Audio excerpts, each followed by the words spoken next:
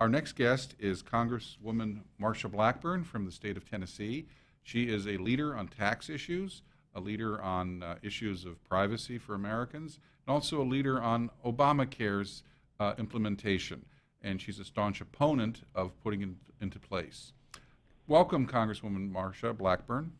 It is good to be with you, John, and hope you are having a great day. And I'm sure you've got a lot of listeners who are really concerned about what's happening with Obamacare. Absolutely. And by the way, I'll be in Nashville in mid-October speaking at a conference sponsored by Art Laffer, your good friend, and I look forward to perhaps seeing you there. Absolutely. So we're 6 weeks away from Obamacare's first implementation. What do we know about how it's going, and what do Americans need to know about what will happen on October 1st when the health care exchanges that the federal government is going to set up in various states, actually start accepting customers? Well, this is what we know, is that this is a very rocky rollout, and what has surprised me is the way the liberal press has come around and said, you know, things are not going really well with that. We agree.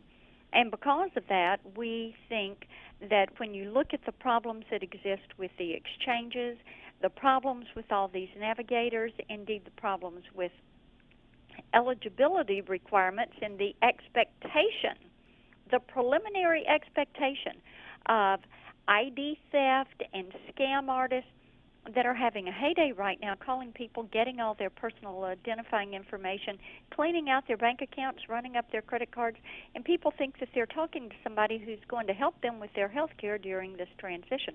Well, wait a second. These navigators that you mentioned, who are these people? Who's hiring them, and what access to our records could they have? I'm not quite sure. Well, what is happening with that, you have navigators that will replace your health insurance agent or health insurance broker. It's basically federalizing the health insurance. So these people are going to be hired by the Obama administration. That's exactly right. But see, the interesting thing on this, John, is you cannot be employed by an insurance company or have insurance background to be a navigator. But if you are a union member, you will be given preferential treatment in hiring. So these are, and the other thing with this is, with these very loose eligibility requirements, we don't know what kind of security clearance they're given, but yet they're going to be tasked with working door to door,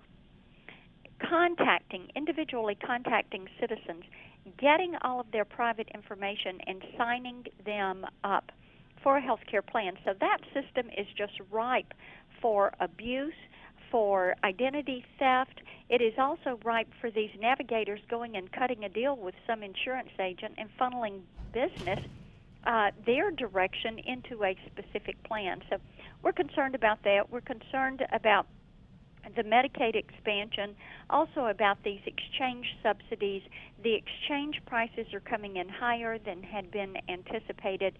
There are fewer options in the exchanges than had been anticipated. So those are all the knowns that we have. Well, wait a second, Congresswoman. Now, I happen to know that when the IRS hires people on short-term assignments, they do a criminal background check. The U.S. Census, when it goes out and counts the rest of us, puts criminal background checks on many people. Are you saying it's not clear that the navigators, people hired for this job with access to tax and Social Security records, won't have criminal background checks? I am saying that is not clear, nor is it clear what kind of training they are going to have. And we're very concerned about those navigators, their work with individuals and with the exchanges, and we're concerned about the exchange subsidies. So we have a four-step process to making certain that we get rid of Obamacare finally at some point in the near future. But the first step on that, John, is to delay implementation of the bill. Well, the Obama administration is trying to help you out. They keep delaying things piecemeal, so you just want to say full stop to the whole thing for a while. Yeah, it's fair. It's a fairness issue. It is fair to everybody if you go in and you delay the whole thing. If they're delaying bits and pieces of it, the employer mandate, the out-of-pocket expenses, those caps, delaying all these different portions. They've agreed to repeal the 1099 provisions and the Class Act, and instead of them taking unconstitutional or unauthorized actions of doing these delays themselves, we're saying, look, let's delay the whole thing for a year. And that allows us to stop all of the taxes, the mandates, put a halt to these subsidies, put a halt to the hiring that would be done to stand this program up, and then take the next year, and that way we can go in and defund this. We can continue to repeal provisions. We can continue to replace pieces of Obamacare with free, market-oriented, patient-centered provisions, and we think that that's the wiser step. But Congresswoman, there's a big move in the Senate by some members there, Mike Lee of Utah, Ted Cruz of Texas being among them. They say we can't wait even a few weeks. We have to have a confrontation with the president to say we're not going to pass a continuing resolution past September 30th that will fund basic government programs unless we get a delay or a rollback of Obamacare. Can that strategy work? Is it viable? And should that be something that should be pursued in both the Senate and the House? Well, the way the approach would work would be first a delay, and then you're able to defund it and prohibit them from reprogramming money. And John, that's what they've been doing, is reprogramming money, because the continuing resolution we're operating under predates Obamacare. So we think that, yes, it is viable to look at delaying this program so that you're halting all the benefits and you're halting the taxes, the penalties, the fees, the mandates. Put a halt to the whole thing. Well, all I'm hearing in the media, we think that's workable. Well, all I'm hearing in the media from reporters and from Democrats in Congress is, if you do that, it'll be just like the government shutdown of 1995 and 96. The Republicans will get the blame for it. The president will come out on top, and you'll have destroyed your credibility with regard to budget issues because you'll have shut down basic government services people depend upon. How in the world would that work out in a PR way?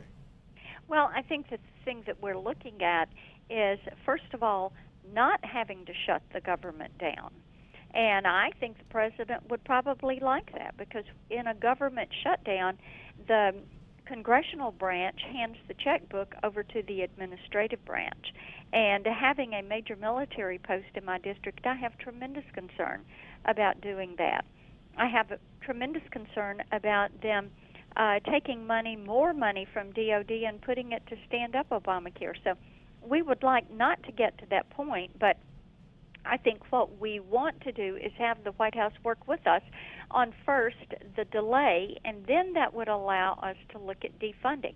You have to be able to halt these programs and halt the taxes so that you can come around and do the defunding that you're hearing about from some of our friends in the Senate.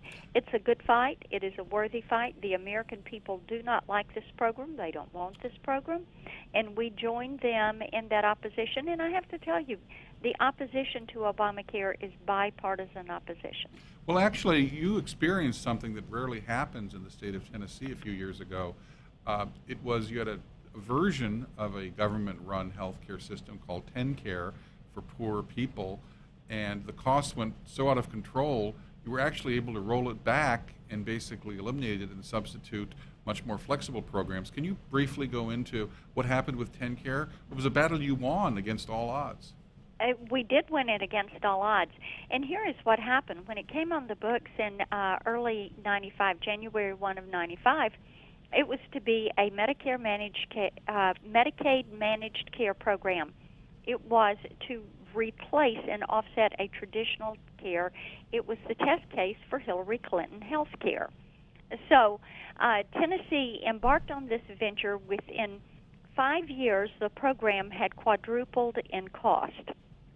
In 2006, a Democrat governor, Phil Bredesen, started working on reforming this program.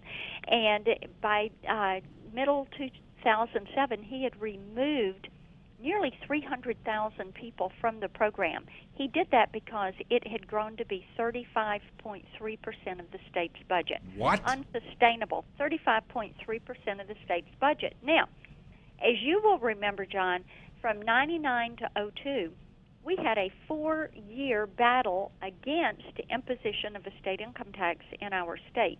The reason they wanted to impose a state Was to income pay tax for in Tenncare. Tennessee was to pay for Tenncare.